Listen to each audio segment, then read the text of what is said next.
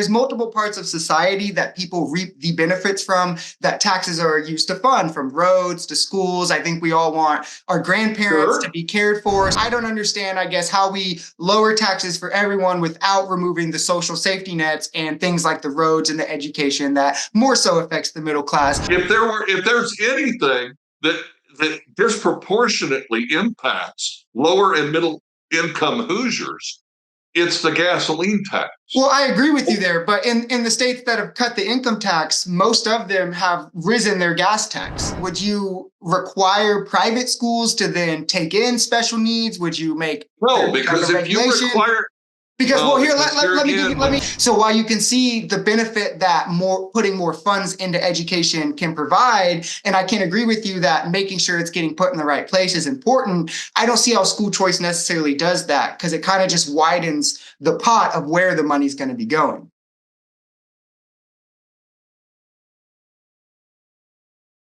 I'm here with Donald Rainwater, a Libertarian candidate for governor in Indiana. Now, to start, well, first off, thanks for joining me today. Well, thank you for having me, Brandon. I appreciate it. I appreciate you. And to start, I have a short two-part question for you. As a Libertarian, sure, do you find yourself generally more left-leaning or right-leaning on the spectrum? And then overall, what do you think makes you the right candidate to move Indiana forward? I think that my personal belief is that much as Thomas Jefferson wrote the Declaration of Independence, that we were created with certain unalienable rights.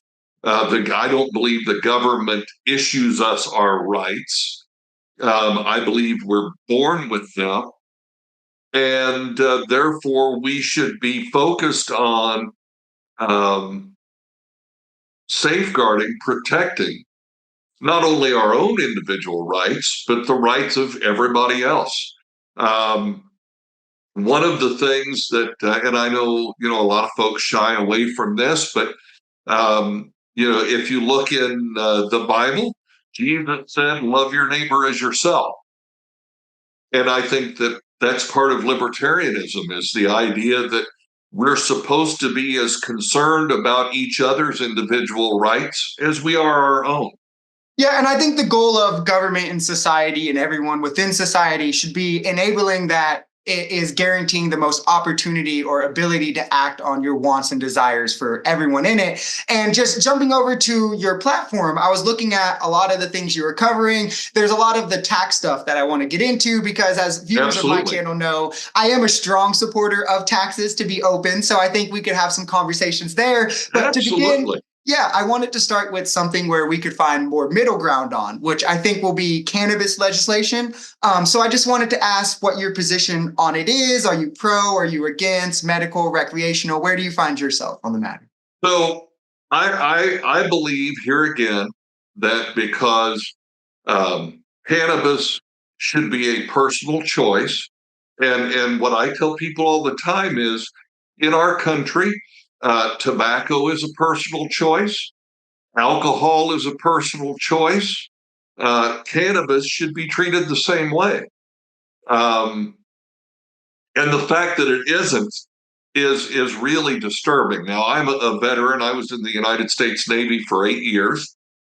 And one of the big issues that face veterans today is treatment for PTSD. Cannabis has been found to be very effective in the treatment of PTSD. Cancer patients it's been proven that treatment for the side effects of chemotherapy, very effective with cannabis.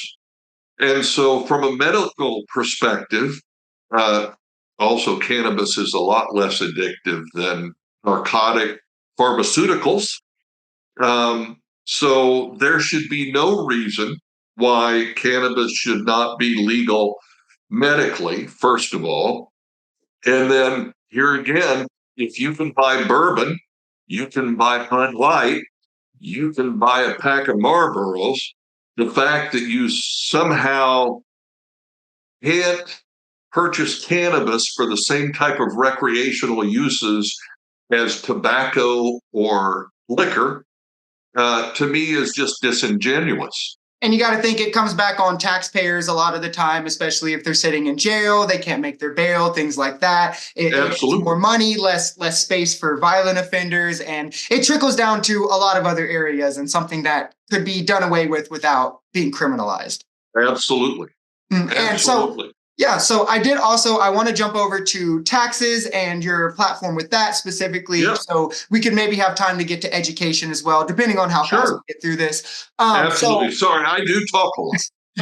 You're fine. No worries. It's your interview. You know, you might as well say what you want. No, you're fine, man. Yeah. So jumping over, I saw that if I'm not mistaken, you wanted to cut completely personal income tax. And as I said kind of at the beginning of the interview, I am a strong supporter of taxes. So I thought I would bring some of my concerns to you and then you could Sure. address them. I have Yep. a couple of statistics that I wanted to rattle off. And then I kind of just wanted to get how you plan to fund these cuts. Because Sure. in 9 states, this 9 other states have cut their income tax already. That's And correct. and in these states, we see a lot of the time it disproportionately goes to the wealthy in terms of the benefits, while in place of paying for that, they have to raise taxes that put more burden on the middle class. Like in Tennessee, they have the highest sales tax. Washington has one of the highest gas taxes at 50 cents a gallon. New Hampshire and Texas have two of the highest property taxes. And all the while in these states, 78% of the benefits go to families that are making at least $82,000 a year. In Indiana, the annual average is 57,000. So most families wouldn't be getting most of the benefit. So how would you make up for that around 8 billion in revenue that we get from income tax and makes up about 37% of our government funding without the burden falling on middle income families? Well, that's a great question. And I'm going to tell you, first of all, what we have to do is we have to realize that as you're kind of pointing out, our state government does a really good job of redistributing the middle or lower class person's income to benefit those who shouldn't be benefiting. Let me give you an example. Meta, which I'm sure most of your viewers know is the parent company for Facebook, has committed to an $800 million data center down in Jeffersonville, Indiana.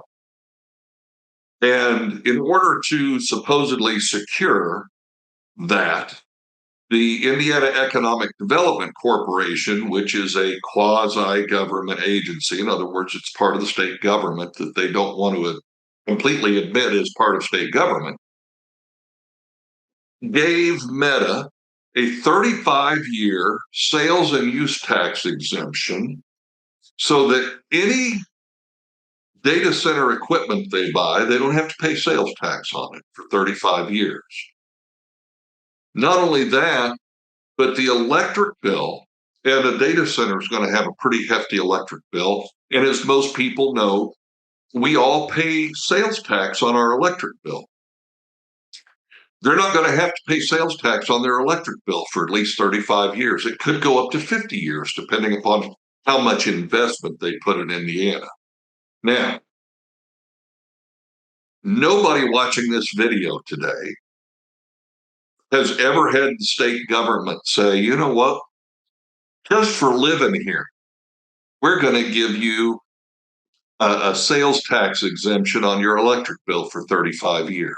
Yeah. So I some of that there I do have agreement with in terms of not cutting corporations' taxes. I do think that everyone should be paying their fair share. But to kind of drill in on what you said about theft, that's the part where the most disagreement I think would be had between us. I don't know necessarily how I would see it as theft, as where there's multiple parts of society that people reap the benefits from that taxes are used to fund, from roads to schools. I think we all want our grandparents to be cared for. Social Security keeps 2/3 of elders off of out of poverty. So there's multiple facets of the benefits that we're seeing from taxes. It's not just money being disappeared. Obviously, there's conversations that can be had about the transparency of where the money's going, like discretionary spending versus non-discretionary.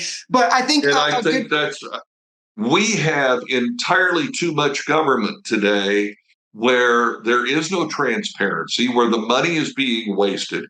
President Calvin Coolidge said that when you collect more taxes than what you need to operate the government, it's legalized robbery.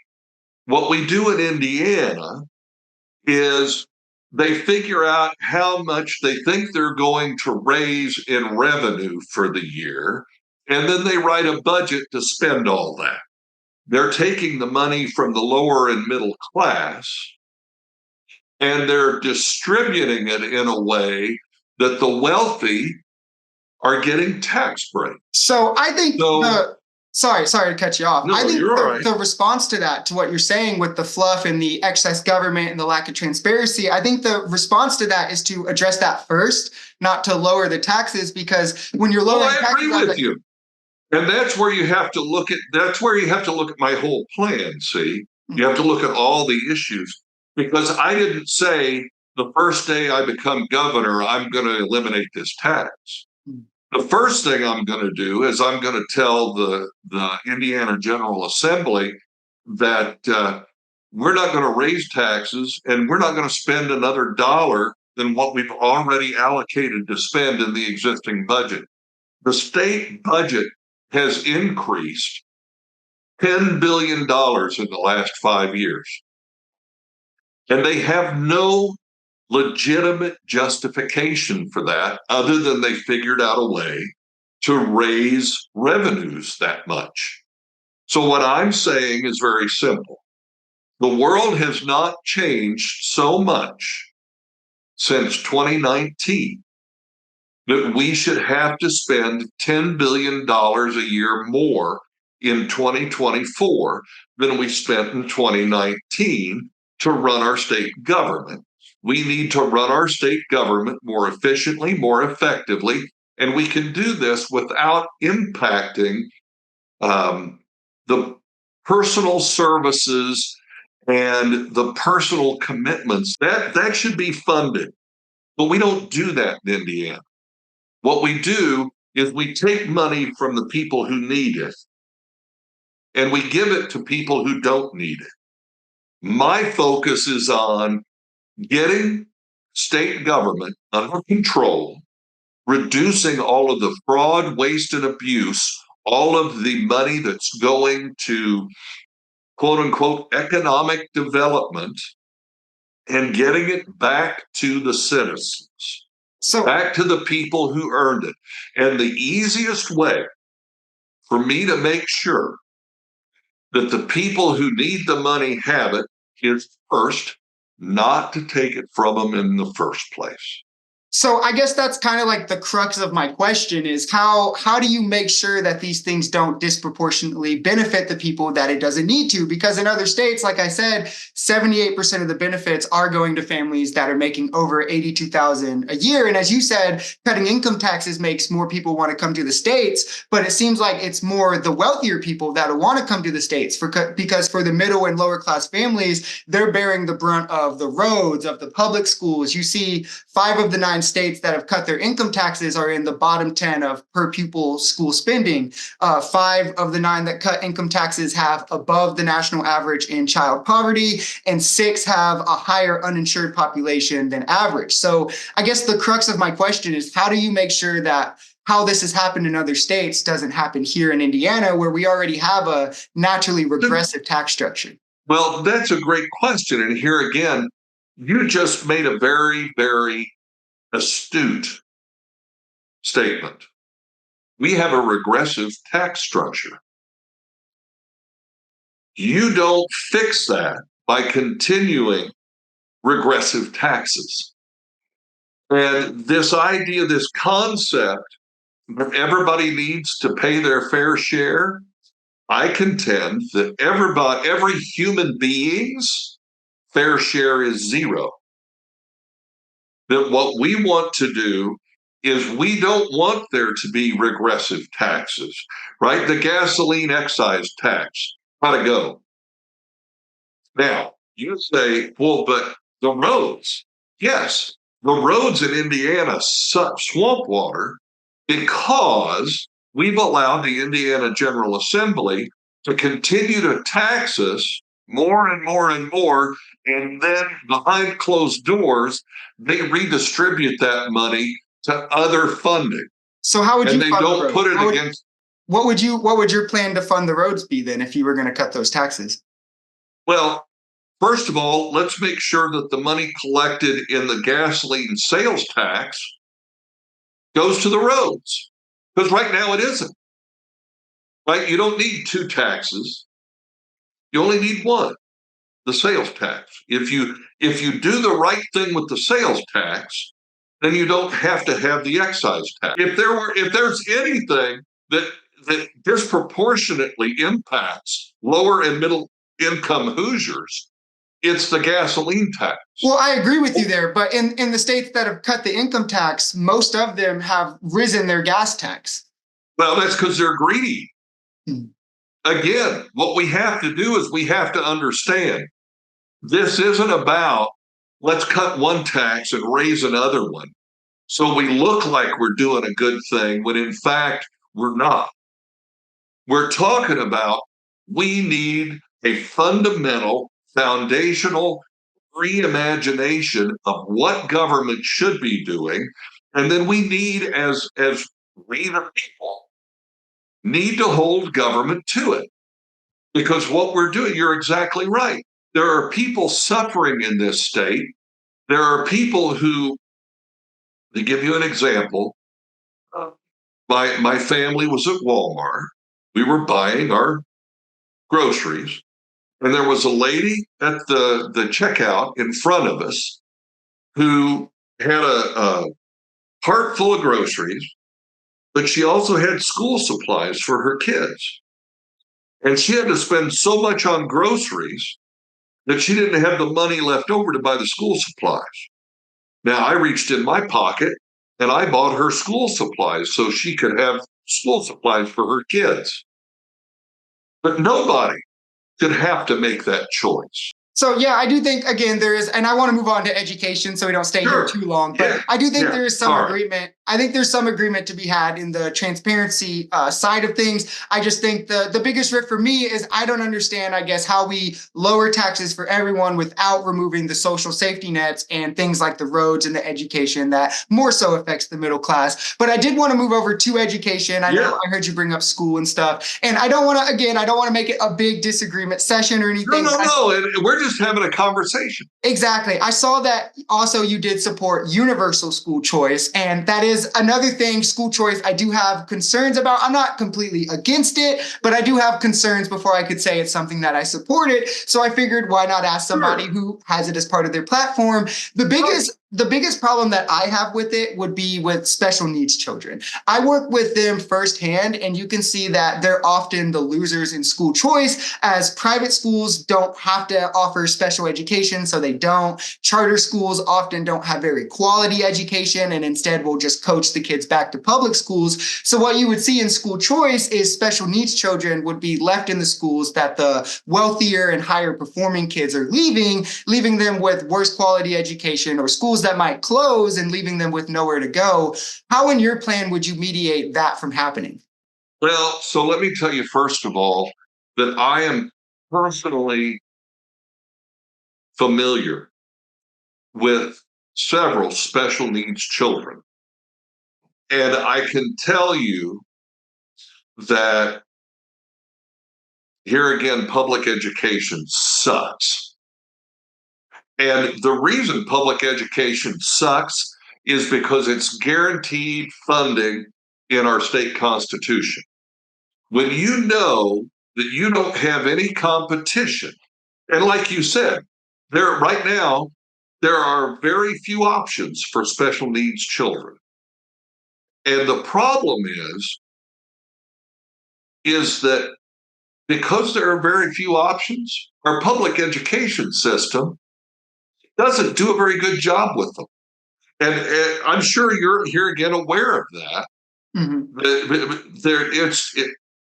We've got to get the right people to come together and figure out innovative ways to create competition in education and innovation in education, so that we're not taking special needs children and locking them in a room because the teachers don't want to deal with them. And I've seen that happen. So before we get into education as a whole, because I did have a question on that as well. Yeah, sorry.